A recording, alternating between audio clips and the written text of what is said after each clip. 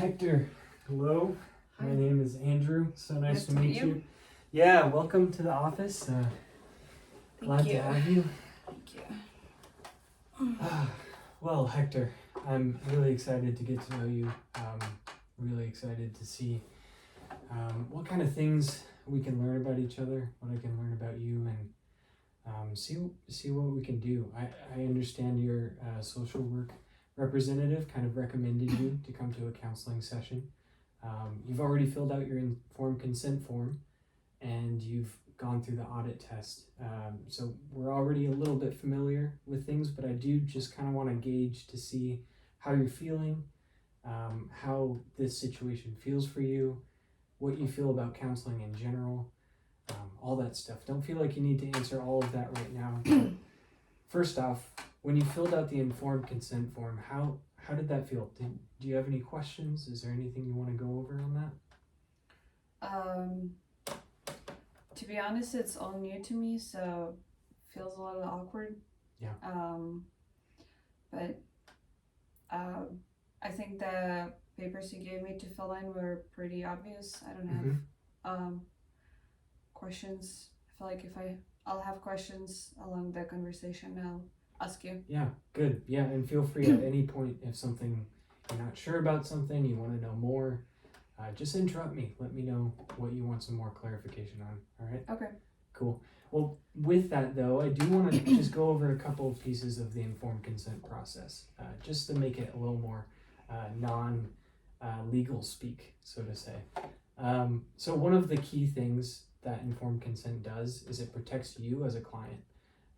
One of your main protections is confidentiality. So anything that we say in this room is going to stay here in this room. You don't have to worry about this coming out. This is a confidential space where you and I can kind of interact at a level space. That's okay. Cute. Thank you. I'm so sorry. I did not expect that. Let's keep it going, yes? Sorry. That's okay. So, informed consent, right? You have Yeah. confidentiality here. Anything that we talk about stays in this room. It's protected under law. It's protected under my qualifications as a counselor. So that's another piece of informed consent is I'm a qualified licensed professional counselor. It's important for you to know that because you are receiving the best quality of care. I've gone through several years of school to get to where I am so that I can give you ethical professional care.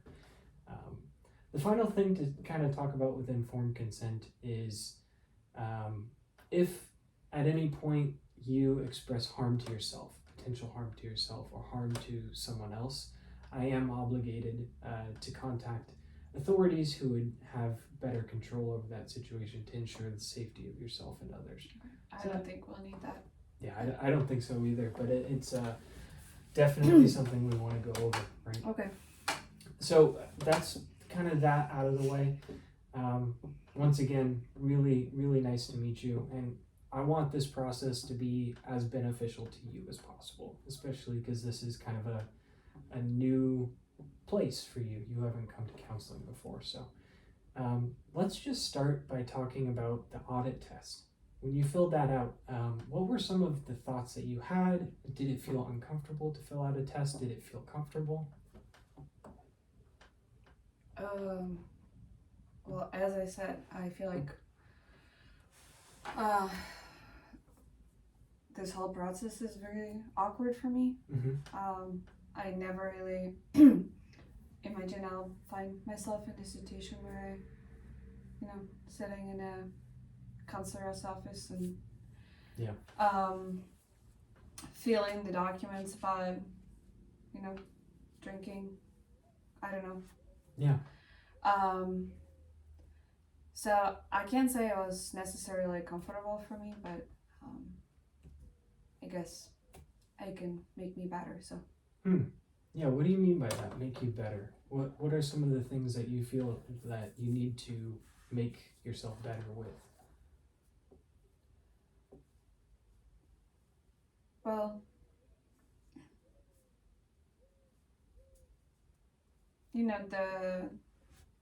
the whole thing was my hip. and Mm. about a half a year ago, I got in a really messed up accident. So I'm sure you saw it. I have a hard time walking now. So yeah, just that, and I guess that influences relationship with my family and my kids. I don't have a job right now because of my hip. I haven't had a job in 4 months. Oh man. Because of the treatment I had to receive for my hip. Yeah. So it seems like I don't know, man. It seems like I don't know what to do right now. Yeah. Well, those are completely rational, normal things to think through at this point, especially when, as you said, you were working at the same job for a while, and now it's been 4 months, you said, since you were last able to work? Yeah, yeah, like maybe more ever since the accident. So it's like 4 or 5 months. Wow. That I haven't worked, stayed at home, Yeah. What does it feel like, if I can ask about the mood at home? I can imagine when you go from going to work, something that's kind of a routine that you're used to, and now even if you wanted to go back to that, it's not a possibility. What does that feel like for you in terms of the home environment? Do you feel safe there? Is it difficult? Do you feel out of place?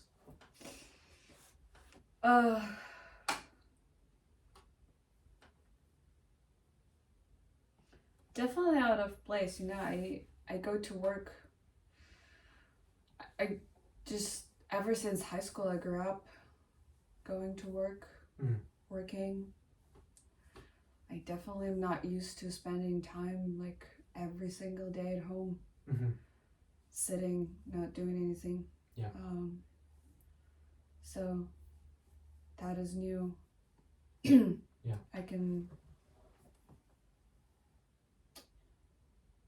I don't know if it feels like it doesn't feel unsafe, as you asked, but it doesn't feel good. Yeah. I don't know. It's humiliating. Yeah. I get that 100%. Let's talk a little bit about that feeling of shame, because I think that's a completely normal response for where you're at right now. Being taken out of your job, being put into an environment where you traditionally see yourself as the person who provides for your family, I'm sure. Yeah. And now you're physically incapable of doing that. I can imagine that's something that you want to escape often. Do you feel like drinking is a form of escape for you in these kinds of situations?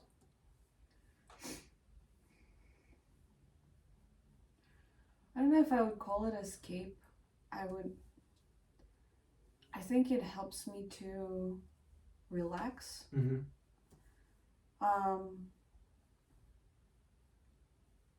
To be less tense. I think just being home is just too much. Not being able to do anything. It's like this new role that I don't have. Yeah. Don't know how to do. So I feel like drinking just helps me to, relax myself a little. Sure. Do you feel a lot of pressure from family, from friends at home? I don't know, like my parents and my brothers, they feel bad for me. We worked, together. My dad has a construction firm, so I've been working there ever since I was a teenager, and worked there with my brother. So I don't think they make me feel bad when they come over, or my wife. It just like feels bad to not be able to do that anymore with them. My wife needed to start going to job, look for a job because of that. I hate that she has to work now. It's like she has to be a man in the house, you know? Mm-hmm. That's humiliating. I am the man in the house. Yeah. But I sit on a couch. Yeah. Well, let's look back at your audit test too, because having time around the house, having more time than you probably want to be around the house, I was intrigued by some of your responses to the test here. So if you remember, there are those 10 questions where we talk about your response to alcohol, how often you drink. One of the questions was, how often during the last year have you failed to do what was normally expected from you because of drinking? It's on a scale from 0 to 4, from never to daily or almost daily. And here you put 4, which represents daily or almost daily. So in your own words, do you feel that alcohol is preventing you from being able to do the things that you are wanting to do, that you feel responsible for? Or do you feel that alcohol is a way to get rid of a feeling of, I already can't do these things because of my recent injuries? How would you respond to that? Yeah, do you mind repeating the conversation? Yeah, absolutely. So in the audit question, the audit questionnaire, one of the questions was about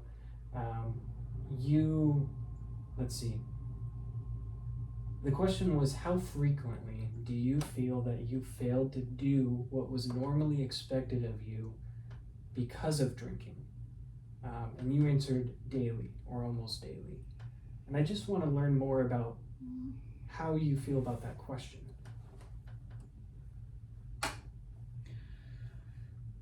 Well, it's complicated because I feel like I failed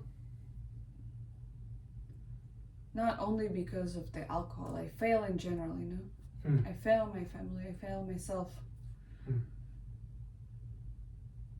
for not being able to be the man anymore. So, but I guess alcohol can be part of it. Because, it's like I needed to, you know, socialize with family to feel like I can relax with them a little, but also, like, I don't know, it brings problems, like fight with my wife when kids can see that I have not been myself. So I don't know, it just gets complicated for me. Yeah, okay, definitely. Well, I feel that's interesting, and I think it connects a little bit to the second section of the audit. Actually, I think you have your audit with you if you want to take a look at that. The second section had 10 different questions, and it had you rate from 0 to 4 how frequently you, for example, how often do you drink in a week, or how often do you have more than 6 drinks. This is kind of to create a score that we use to sort of determine how severe potential alcohol dependency might be. So the rating scales go like this. So a score from 1 to 7 would indicate low risk consumption. 0, first being that you're completely abstinent, you don't drink whatsoever. That's kind of the base. 1 to 7 is low risk consumption. And then 8 to 14 would be maybe hazardous or harmful alcohol consumption, and anything 15 or higher would indicate kind of a likelihood of alcohol dependence. So you scored actually on this assessment 21, which we would gauge as severe or potentially harmful alcohol dependence, right? So when you hear that you may struggle from severe alcohol dependence? What emotions does that elicit? What do you feel?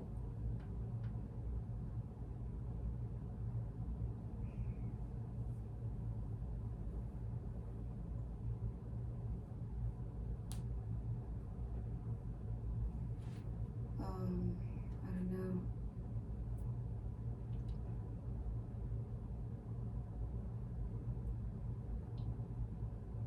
I guess shame. Yeah. But again, I already feel shame, you know,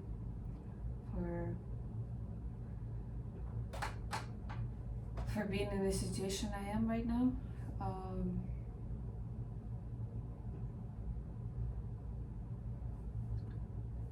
Guess I'm angry too. I don't know how to give up alcohol. It seems like it helps me, you know, to feel myself more. I don't know. Sure. So, yeah, I don't know. Yeah. Well, you said something really important there. The shame and anger. So, anger we usually classify as a secondary emotion, as a response to a primary emotion. Usually a response to shame, guilt, fear, which those things can sometimes be used to protect us. Anger is often a response to one of those things to protect our internal selves, right? So when you say that you may be feeling some form of anger, that is likely a response to the already existing feeling of shame that you have that comes from not being able to provide for your family, dealing with something that you haven't dealt with in the past that is now, as you say, kind of in control of you. So this is something that I think that we can work on together. I think this is something that we can make positive goals towards. And as you said at the beginning of our session together, that change, we want to work towards change. And I liked your response about what change looks for you, that you want to be able to provide for your family. You want to be able to get rid of some of these feelings of shame that you're dealing with. So what I want to ask you now is, if you find these sessions to be valuable, what are some of your most basic, normal goals that you would have that you want to see at the end of our time together?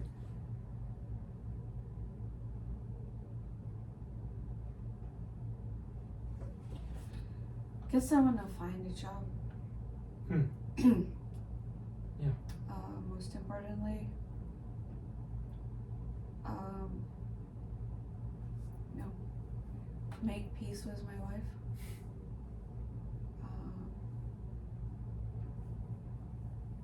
Be able to be dad for my children. Just like, just go back to my life as much as I was able to live it before the accident. Yeah. Not much. I don't know. Just normal life. How do you see alcohol currently as inhibiting those goals or inhibiting your progress towards that goal?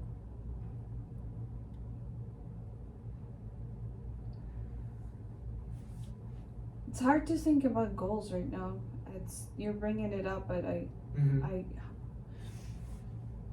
guess I am in this situation because I don't know how to build a goal right now, you know? Yeah. I don't know where to go, so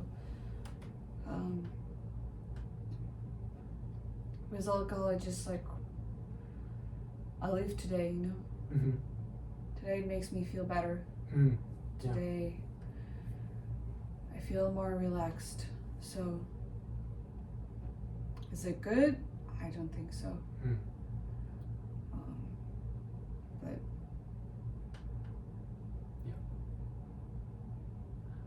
I completely resonate with what you're saying, and I think I can see both through the audit test that we did and through a lot of what you're saying now, that alcohol presents itself to you as a self-medication, as a way to get rid of these feelings of shame.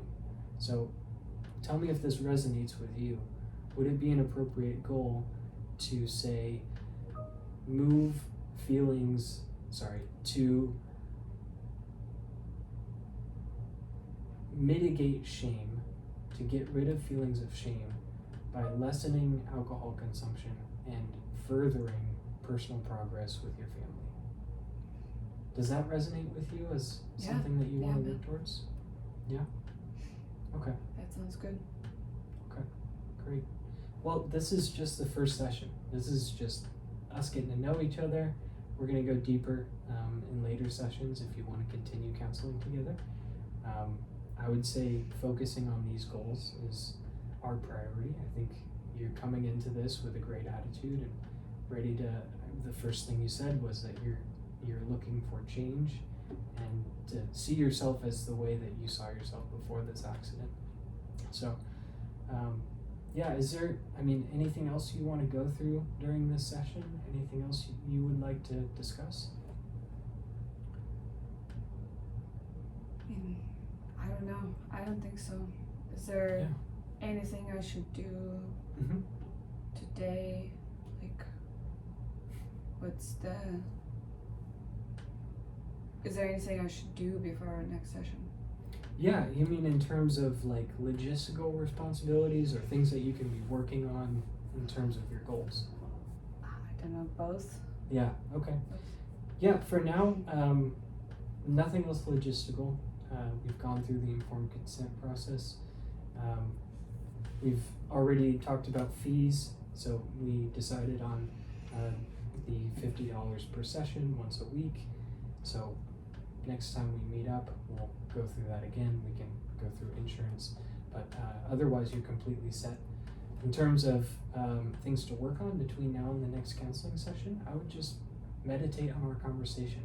Think about what your primary objectives are in coming. Is this your decision to come to counseling, or do you feel this is your social worker's dictation into your life, telling you what to do? If you feel any small part of that, then maybe just reflect on that. Make sure that you're coming here for yourself, so that we can work on your goals while we're here. That's a great question. Okay. Sounds good. Okay, great. Well, it's been incredibly nice to meet you. I really look forward to our next session, and we'll speak soon, okay? Okay. Nice Thank to you, meet Andrew. you. Yeah, see you.